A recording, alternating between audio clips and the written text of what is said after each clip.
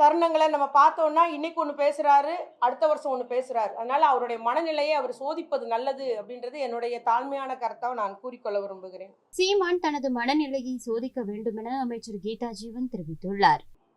அதே மாதிரி பார்த்தீங்கன்னா அவருடைய சொற்கள் முன்னும் பின்னாக இது ஒன்னே எடுத்துக்கலாம். நம்ம இந்த வார்த்தையை சொல்லி பேசுனதா இருந்தாலும் சரி, கலைஞரை பற்றி பேசினதா இருந்தாலும் சரி, நிறைய தருணங்களை நம்ம பார்த்தோம்னா இன்னைக்கு ஒன்று பேசுறாரு, அடுத்த வருஷம் ஒன்று பேசுறாரு. அதனால அவருடைய மனநிலையை அவர் சோதிப்பது நல்லது அப்படின்றது என்னுடைய தாழ்மையான கருத்தை நான் கூறிக்கொள்ள விரும்புகிறேன்.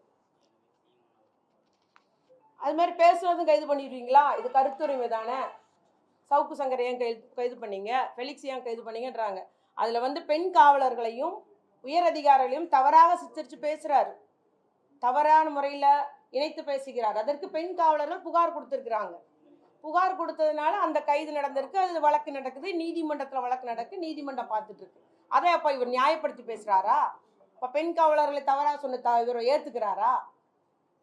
ஆகவே அந்த நேரத்துக்கு என்னென்ன வாய்க்கு வந்தது பேசுவோன்ற மாதிரி இவர் பேசிட்டு இருக்கிறாரு அப்படின்றது தான் என்னுடைய கருத்து.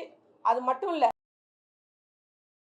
செய்திகளை உள்ளது உள்ளபடி தெரிந்து கொள்ள ரெஃப்ளெக்ட் நியூஸை சப்ஸ்கிரைப் பண்ணுங்க.